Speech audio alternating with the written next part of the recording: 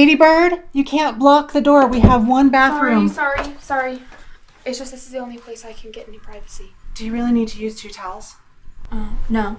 I guess If you need to use 2 towels, you just have to say, because it affects my whole day. Because I have to do laundry before work, and I need to know if there's more towels that I need to wash. I just need one. Sorry. Okay, well, let me get to the mirror. I've got to get going.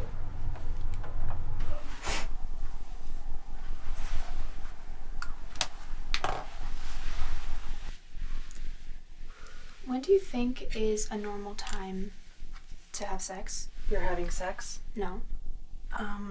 College is good, I think. College, and use protection like we talked about. Okay.